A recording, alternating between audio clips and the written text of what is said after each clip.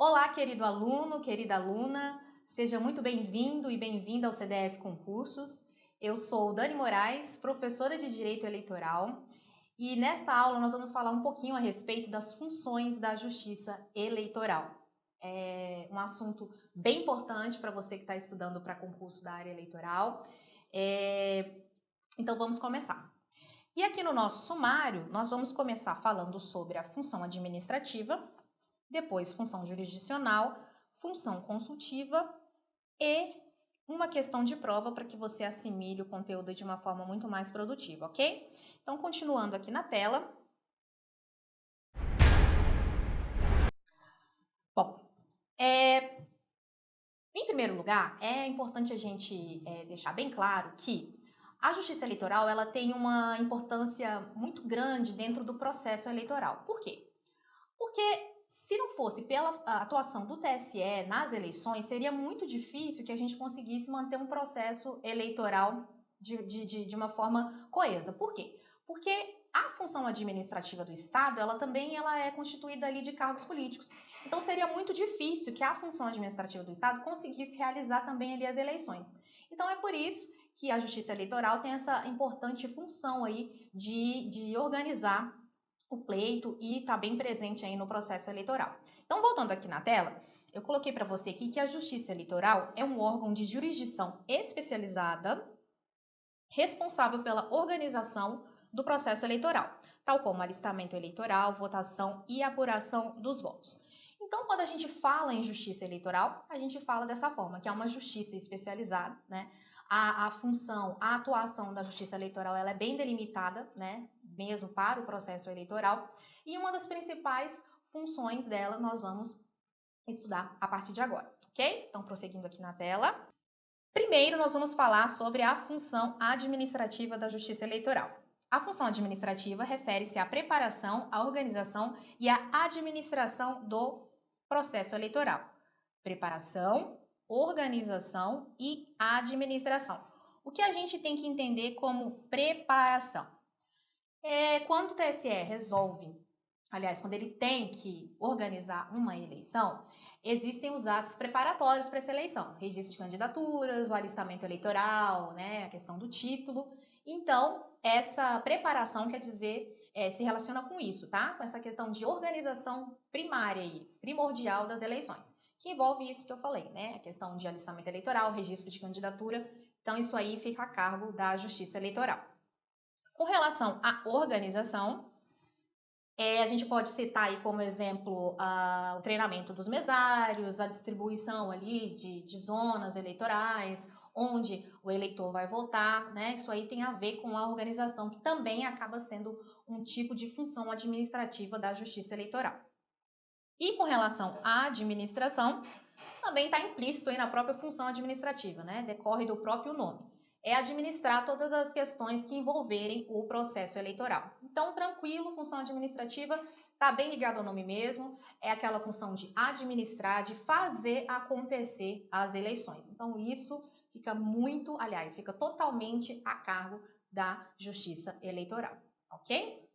Voltando aqui na tela, eu coloquei aqui para você agora dois importantes assuntos que envolvem a função administrativa da Justiça Eleitoral e que costuma cair em prova de concurso de tribunais eleitorais, que seria, primeiro, o poder de polícia. Para você que estuda, assim, se você já estuda para concurso, você já viu na parte de direito administrativo essa questão do poder de polícia, que é conferido a alguns agentes públicos e no caso da Justiça Eleitoral, ele funciona da seguinte maneira, que na função administrativa. O juiz eleitoral detém o dever, observa, o dever não é poder, é um dever, de manter o processo eleitoral dentro da legalidade. E o que isso daqui quer dizer? O juiz, se ele se ele constatar qualquer tipo de irregularidade dentro do processo eleitoral, ele pode agir, né? Ele pode impor determinadas ações para que se resguarde aí a lisura do processo eleitoral. Então, o juiz ele pode, sim, agir com o poder de polícia para coibir qualquer tipo de ação que venha a atrapalhar a lisura aí do processo eleitoral, ok? E A segunda observação que eu gostaria de fazer aqui com você é que a atuação essa atuação de ofício aí do juiz eleitoral confere ao magistrado a possibilidade, veja, é diferente aqui da questão do poder de polícia que constitui, na verdade, um dever, né? Confere ao magistrado a possibilidade de agir independentemente de provocação pelas partes interessadas. E aqui é interessante que você saiba diferenciar essa questão da atuação de ofício com a atuação do juiz como magistrado mesmo, na função jurisdicional que a gente vai ver mais para frente.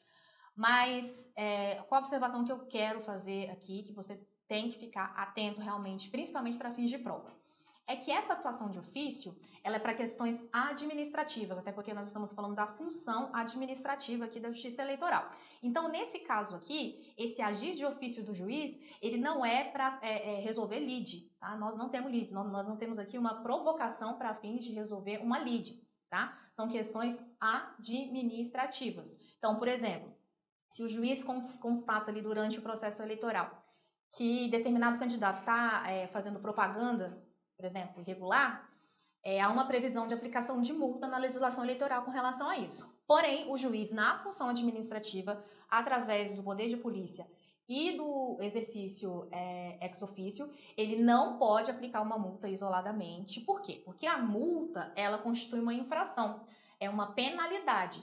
Então, nesse caso, tem que haver um processo judicial, tá? Tem que haver uma provocação com garantias aí constitucionais, contraditório, ampla defesa, ok? Então, assim, essa função de ofício e o poder de polícia para questões meramente administrativas, que não vão implicar aí numa imposição de alguma penalidade, ok? E isso só na função jurisdicional que a gente vai ver mais para frente agora. Então, voltando aqui na tela,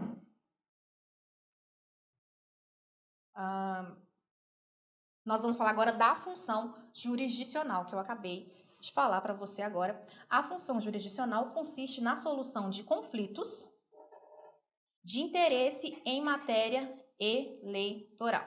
Foi justamente o que eu acabei de ressaltar para você aqui agora e que tem que ficar muito claro na sua cabeça. Vou repetir mais uma vez. Concurseiro e concurseira tem que ler várias vezes a mesma coisa, tem que ouvir várias vezes a mesma coisa, principalmente aquelas coisas que confundem. Porque na hora da prova, você só pensa no lado que é incrível, você só pensa no lado que não é para pensar. Então vamos deixar isso muito claro, repetindo várias vezes o mesmo assunto. Eu sei que às vezes pode parecer meio cansativo, mas é o jeito. Então voltando aqui na tela, vamos ler novamente. A função jurisdicional consiste na solução de conflitos de interesse em matéria de direito eleitoral.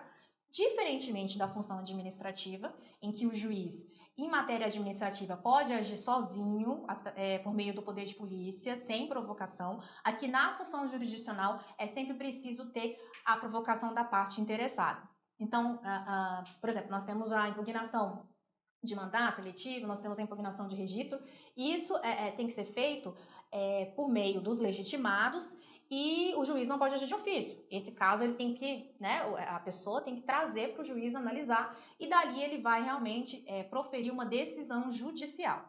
A função jurisdicional é, sem dúvida, assim, a função mais clara, mais atuante que nós temos dentro do direito eleitoral. O processo eleitoral ele é praticamente todo feito dentro da função jurisdicional, desde ali os registros de candidatura até a declaração, por exemplo, da cassação de um diploma, sempre com muita influência da Justiça Eleitoral, porque é ela, mais uma vez, que resguarda aí essa lisura do processo eleitoral. E daí eu trouxe um exemplo para você, vamos voltar aqui na tela. Aliás, dois exemplos, né? O primeiro exemplo é a aplicação de multa pela realização da propaganda eleitoral ilícita, que eu já trouxe ali como exemplo, contrapondo ali a questão da função administrativa. Então, no caso de multa, propaganda eleitoral irregular, aplicação de multa sempre pela função jurisdicional. Juiz eleitoral não pode aplicar multa de ofício, tá? Guarda essa dica aí. Aplicação de multa para realização da propaganda eleitoral ilícita, o decreto de inegibilidade do candidato pela ação de investigação judicial eleitoral e a ação de impugnação de mandato eletivo são exemplos clássicos do exercício da função jurisdicional. Como eu já disse para você lá no estudo da função administrativa, todas essas ações que envolvem uma lide, em que o juiz tem que efetivamente dizer quem está certo e quem está errado, é por meio da função jurisdicional, ok? Vamos voltar aqui na tela, até coloquei aqui o nosso mascote aqui do CDF. A banca adora. E realmente adora por quê? Porque o examinador gosta de confundir, né? Muitas vezes ele coloca justamente essa questão. O juiz agindo de ofício, por meio do poder de polícia, ele faz uma questão ali que você sabe que está certo. Você sabe, não, realmente, o juiz tem ali o poder de polícia. O juiz pode agir de ofício. Ah, mas propaganda eleitoral é só multa? Ah, o juiz ele pode constatar isso aí, porque uma propaganda eleitoral é irregular, é fácil você constatar. Mas não, nesse caso tem que ter contraditório, tem que ter ampla defesa, só por meio de processo judicial, ok? Então a banca gosta muito desse tipo de coisa, onde consegue confundir você facilmente, ok? Então voltando aqui na tela, nós vamos falar agora a respeito da função regulamentar da Justiça Eleitoral. Eu nem coloquei essa função lá no sumário, mas a gente vai falar sobre ela também, ok? É a prerrogativa da Justiça Eleitoral, em expedir instruções para regulamentar a legislação infraconstitucional. Aqui, entenda a Justiça Eleitoral como o TSE. Os TREs, eles também têm essa função aqui regulamentar. Só que a função do TSE é muito mais latente. A gente consegue ver, como em questões, por exemplo, de eleições presidenciais, que tem um âmbito nacional, o TSE é muito mais atuante. Né? Então, assim, entenda como o TSE. Há previsão para os TREs também, mas aqui nós vamos focar no TSE, porque é mais importante aqui para fins de estudo, ok? Então, é a prerrogativa que a Justiça Eleitoral tem de expedir instruções para regulamentar a legislação infraconstitucional. Eu coloquei a previsão legal aqui para você, que está no artigo 1º, parágrafo único, e artigo 23, inciso 9 do Código Eleitoral. E como é que é externizada essa questão da função regulamentar da Justiça Eleitoral? É um assunto muito importante dentro do estudo aqui da nossa matéria, que você vai ter que saber, você vai ter que saber a posição da jurisprudência, você vai ter que saber qual é a previsão legal. E do que eu estou falando? Eu estou falando das resoluções. As resoluções hoje no Brasil, as resoluções do TSE, elas assumiram muitas vezes o status de lei. Por quê? Porque o processo eleitoral, ele tem um tempo para terminar. E o nosso processo legislativo, nós sabemos que é demorado. Então, muitas vezes, questões eleitorais que devem ser decididas até antes do pleito, ficam a cargo do TSE, que através das resoluções vai decidir a respeito daquilo, né? Porque não existe uma lei, ou se existe algum projeto de lei, não vai ser aprovado a tempo. Então, hoje, muitas resoluções do TSE assumiram o caráter mesmo de fonte primária aí, como se fosse uma lei, vamos dizer assim, entre aspas, em substituição, né? Inclusive, se ela tratar ali de matéria eminentemente eleitoral e vier ali criando regras ou impondo sanções, ela pode ser vista realmente como uma lei e, inclusive, sofrer controle de constitucionalidade. Mas isso aí é uma matéria que fica para aula de conceitos e fontes de direito eleitoral. Aqui a gente vai se ater mesmo só à questão da resolução como função regulamentar aí da Justiça Eleitoral. E o que eu coloquei de importante aqui a respeito das resoluções? Voltando aqui na tela, as resoluções do TSE, apesar do caráter vinculante, são normas infralegais, ou seja, devem observar o disposto na legislação sob pena de ilegalidade. Então, como eu acabei de dizer, existe o caráter vinculante, por quê? Porque vem tratar de matérias que vai ser aplicada durante o processo eleitoral e vai ter que ser obedecido, como se uma lei fosse, né? As resoluções do TSE hoje em dia ditam mesmo as normas ali, justamente por causa dessa morosidade do nosso poder legislativo, infelizmente. E aqui eu queria fazer mais uma observação, que é a respeito de dois posicionamentos que existem dentro da jurisprudência em matéria eleitoral, a respeito aí dessa abrangência mesmo das resoluções. Existe um posicionamento de que as resoluções do TSE são meras fontes secundárias, que têm só o caráter de regulamentar o que a legislação já prevê, e por isso sofre o controle ali só de legalidade, não havendo que se falar em controle de constitucionalidade. Mas existe uma outra posição também, em que as resoluções do TSE são consideradas aí fontes primárias, né? Podem vir estabelecer normas e impor obrigações, e nesse caso devem obediência diretamente à Constituição Federal. Então vai depender muito, a nível de prova, de como o examinador vai cobrar essa questão. Mas aí já fica a dica aí para você de que existem esses dois posicionamentos e que você deve estar por dentro dos dois, ok? Então, Podemos continuar. Falaremos agora da função consultiva, que também é uma função importante e muito atuante dentro da Justiça Eleitoral. A função consultiva consiste na atribuição conferida pela legislação eleitoral ao TSE e aos TREs para responder eventuais consultas formuladas pelas partes interessadas no processo eleitoral, conforme disciplina o artigo 23, inciso 12 e artigo 30, inciso 8º, ambos do Código Eleitoral. Essa é uma questão que também costuma cair bastante em prova, e ela cai por quê? Porque também existem alguns critérios que costumam ser confundidos, né? E daí eu achei interessante trazer aqui na nossa aula, para que fique bem claro aí e que não seja um motivo para que você erre alguma questão, ok? Então vamos prosseguir aqui na tela.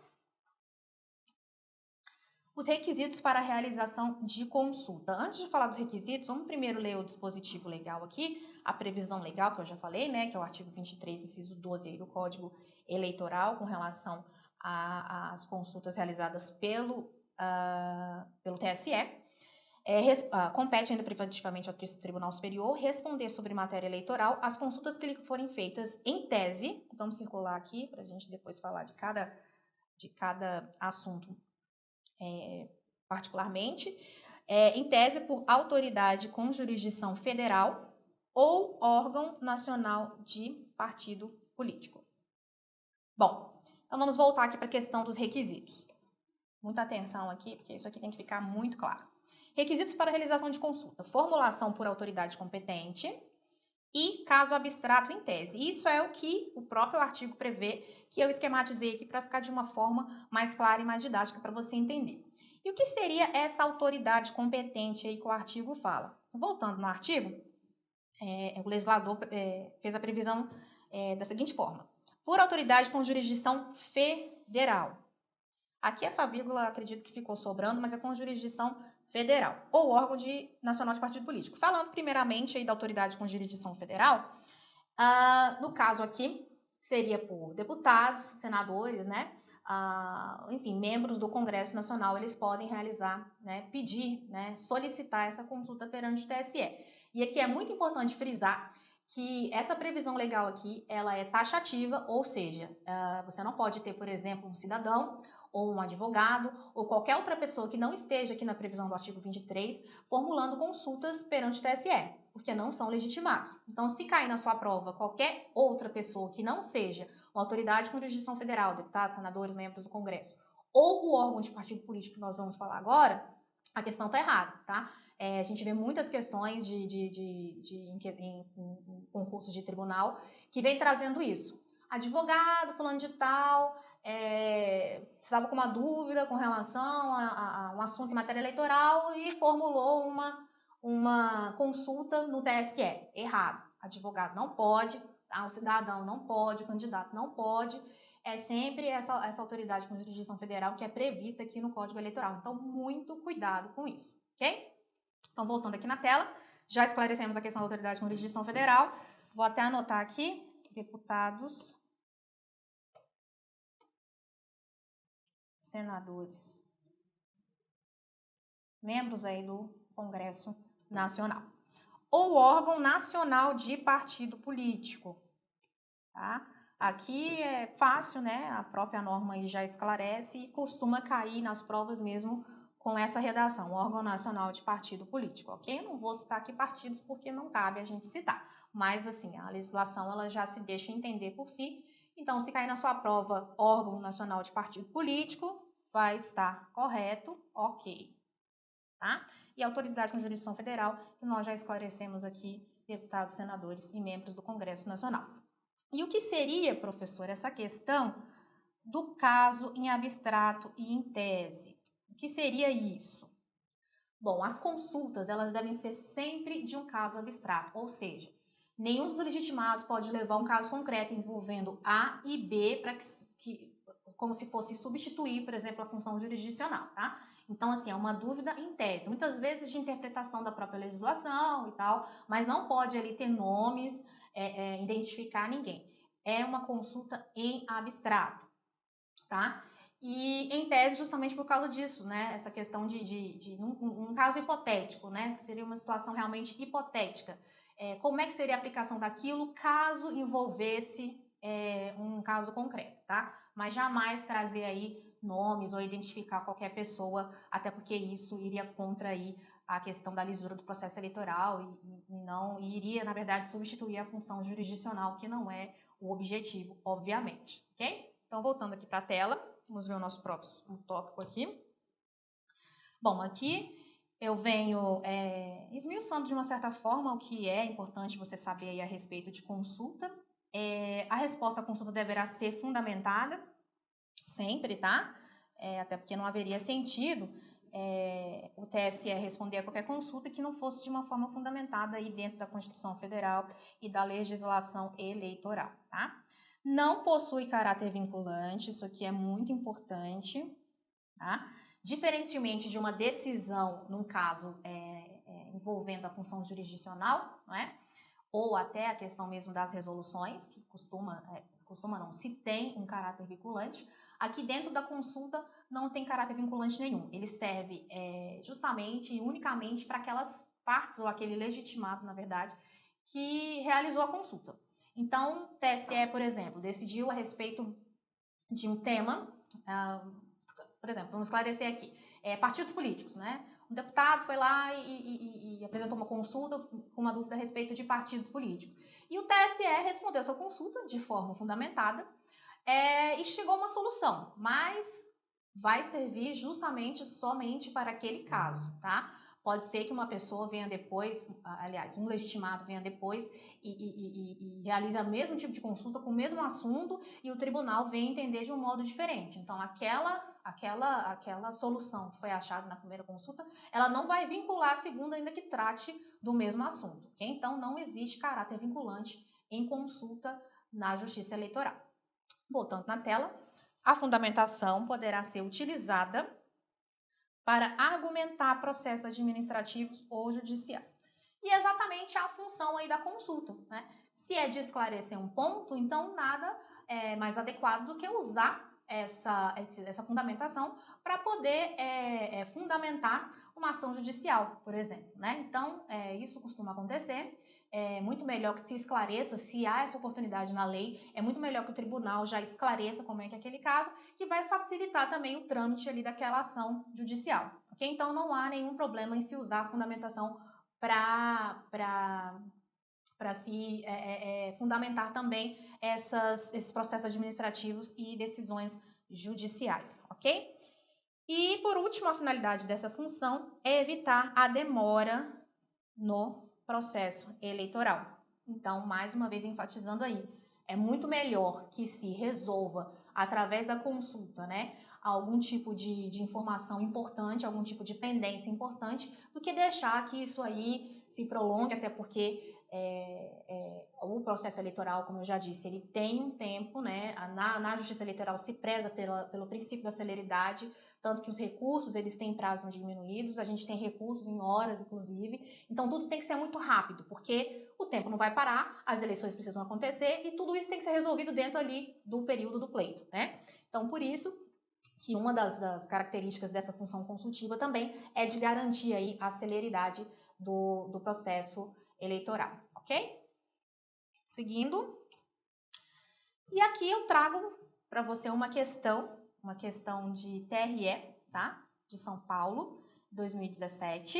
Então, uma questão aí já recente, um tanto quanto recente, do último concurso aí do TRE.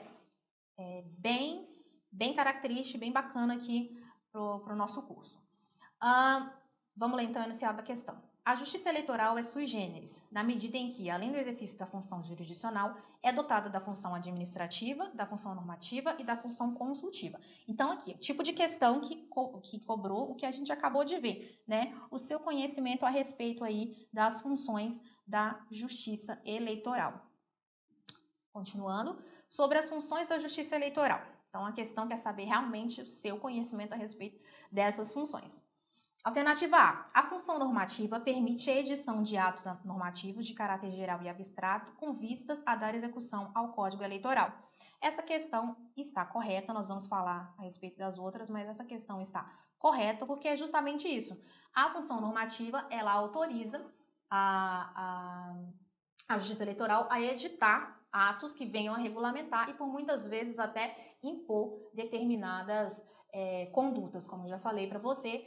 O exemplo clássico, o melhor exemplo que nós temos a respeito disso são as resoluções do TSE. Okay? Então, a questão, esse item aí está correto, a resposta da questão é a letra A, porém nós vamos ver os próximos itens para esclarecer as dúvidas, ok? Então, voltando na tela, B. A função administrativa autoriza, e uma dica que eu dou para você que faz concurso é sempre sublinhar as palavras tentar sempre dividir, né, para você conseguir decifrar o que realmente o seu examinador está querendo. Então, é muito importante você dividir a questão por partes, que você consegue até entender melhor, e sempre destacar as palavras mais importantes dentro do item, tá? Então, a função administrativa autoriza que a Justiça Eleitoral atue apenas na gestão de seu corpo de funcionários e defina suas regras de funcionamento, tais como atendimento ao público nas zonas eleitorais. A questão está errada, por quê? A função administrativa, ela abrange muito mais do que isso, né? A gente já falou ali lá no comecinho da aula que a função administrativa autoriza a Justiça Eleitoral a organizar as eleições como um todo, né? Preparação, organização.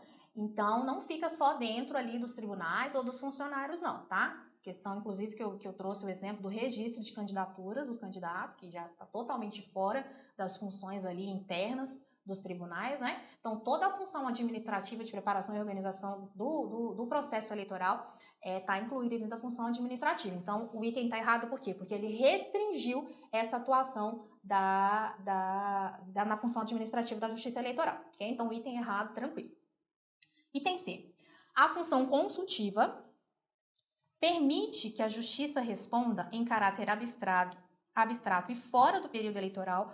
Vamos circular aqui todas as questões que são impostas aí pelo item, que fica mais fácil de entender. Então, voltando, a função consultiva permite que a Justiça Eleitoral responda em caráter abstrato e fora do período eleitoral a perguntas formuladas por qualquer interessado relacionadas à aplicação da lei eleitoral. Olha só, essa última parte aqui da questão está erradíssima, foi o que eu acabei de falar a respeito das consultas, de que a legislação ela já traz quem são os legitimados para poder realizar essas consultas perante o TSE e os TRS. Então, nesse caso, a questão está errada porque abrangeu, né? Ela colocou aí como se qualquer pessoa pudesse realizar isso e a gente acabou de falar que não, só aqueles que estão previstos lá no Código Eleitoral, ok? Então, o item C está errado, tranquilo. Item D. As respostas a consultas formuladas perante o TSE resultam em ato normativo em tese, sem efeitos concretos, podendo ser invocadas em reclamação, no caso de uma decisão de juiz eleitoral de primeira instância estar em desacordo com o teor à consulta. Vamos ler novamente, porque esse item aqui ele é mais rebuscado, então a gente tem que fazer uma segunda leitura. Veja só. As respostas a consultas formuladas perante o TSE resultam em ato normativo,